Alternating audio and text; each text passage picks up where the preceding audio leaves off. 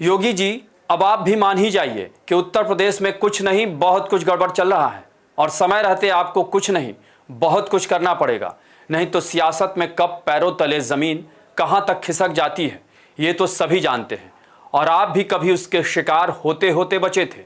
जैसा कि उस समय मीडिया रिपोर्ट में बस यही खबरें आती थी कि योगी जी की कुर्सी अब गई कि तब गई, लेकिन आपने भी गजब तेवर दिखाए और मौका मिला तो प्रूफ भी करके दिखा दिया कि हम भी किसी से कम नहीं हैं। लेकिन लोकसभा चुनाव 2024 में यूपी में भाजपा की हार इतनी बड़ी है कि मामला शांत होने का नाम ही नहीं ले रहा है और ये हम नहीं, खुद आपकी अपनी ही पार्टी के विधायक और नेता कह रहे हैं। नमस्कार, मैं अभय राय। सियासत का ये कड़वा सच है कि जीत बुलंदियों पर ले जाती है और हार दलदल में। समझ लीजिए कि इन दिनों उत्तर प्रदेश में भाजपा की राजनीति ऐसे ही रास्ते पर आ खड़ी हुई है। एक हार के बाद भाजपा के अपने ही विधायक और नेता खुलकर योगी सरकार के खिलाफ आवाज बुलंद कर रहे हैं। ताजा मामला पूर्वांचल के जौनपुर की बदलापुर सीट से बीजेपी विधायक रमेश मिश्रा का है। जैसे वो बदला लेने की जुगत में लगे हैं। उन्होंने एक वीडियो जारी कर कहा है कि मौजूदा सरकार की स्थिति बहुत खराब है और इस स्थिति को देखते हुए 2027 में भाजपा की सरकार नहीं बनती हुई दिखाई पड़ रही है। यही नहीं, रमेश मिश्रा ये भी कह रहे हैं कि 2027 का विधानसभा चुनाव जीतने के लिए पार्टी के केंद्रीय नेतृत्व को कोई बड़ा फैसला लेना पड़ेगा और उत्तर प्रदेश के चुनाव पर पूरी तरह से फोकस करना पड़ेगा। बीजेपी के कार्यकर्ता और नेताओं को चुनाव में मन से लगना होगा ताकि भारतीय जनता पार्टी में सरकार दोबारा बन सके।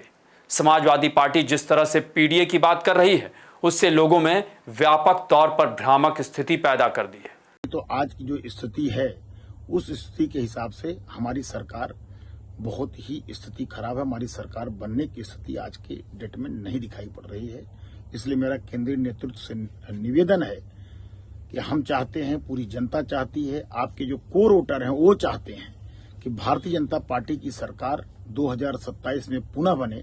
इसलिए एक एक कार्यकर्ताओं के मन की बात यह है कि आपको बड़ा निर्णय लेना पड़ेगा जिससे कि भारतीय जनता पार्टी की सरकार पुनः बन सके। यही नहीं, पूर्व कैबिनेट मंत्री और भाजपा के वरिष्ठ नेता राजेंद्र प्रताप सिंह उर्फ मोती सिंह, नाम सुन लीजिएगा, उन्होंने अपनों पर गजब का सवाल उठाया है। उन्होंने सार्वजनिक मंच से आरोप लगाया कि अपने 42 साल के राजनीतिक करियर में इतना भ्रष्टाचार कभी देखा नहीं है। थानों और तहसील का भ्रष्टाचार खत्म होना चाहिए, तभी मतदाताओं का असली सम्मान होगा। हमें 2027 की ओर देखना है। मुख्यमंत्री योगी आदित्यनाथ के नेतृत्व में फिर कार्य करने का अवसर प्राप्त होगा। हमें कहने में संकोच भी नहीं, मेरे 42 वर्ष के राजनीतिक जीवन में तहसील और थाने का ऐसा भ्रष्टाचार न सोच सकते थे न देख सकते थे, वो अकल्पनीय है। आप जा रहे मोटरसाइकिल पकड़ ले रहा है, घर में आपने एक बल्ब ज्यादा जला लिया, एक थाना हमने खोल दिया है, आपके लुटेरे की तरह हमें लूट ले रहा है। जरा सोचिए ये कितना गंभीर आरोप है और अपनी ही सरकार पर। गौरतलब है कि मोती सिंह मुख्यमंत्री योगी आदित्यनाथ के पहले कार्यकाल में पंचायती राज और संसदीय कार्य मंत्री रह चुके हैं और 2022 का चुनाव हार गए थे, जबकि रमेश मिश्रा बदलापुर से विधायक हैं। भाजपा के अपने नेताओं के सवाल उठाने पर विरोधी अब चुटकी ले रहे हैं। सपा प्रमुख अखिलेश यादव ने कहा है कि भाजपा राज में तहसील और थाने के अभूतपूर्व रिकॉर्ड तोड़ भ्रष्टाचार पर भाजपा के लोग ही अब प्रमाण पत्र बांट रहे हैं। तो क्या इस अकल्पनीय भाजपाई भ्रष्टाचार पर कार्रवाई करने के लिए और कुछ सबूत चाहिए? अब देखते हैं बुलडोजर किस ओर मुड़ता है।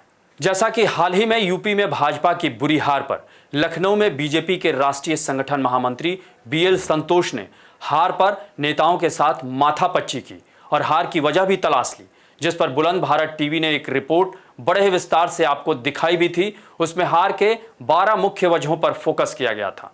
वहीं मुख्यमंत्री योगी आदित्यनाथ भी जनप्रतिनिधियों के साथ इस पर लगातार बातचीत कर विधानसभा स्तर पर रिपोर्ट भी ले रहे हैं और कल लखनऊ में भाजपा की प्रदेश कार्य समिति की एक अहम बैठक भी है।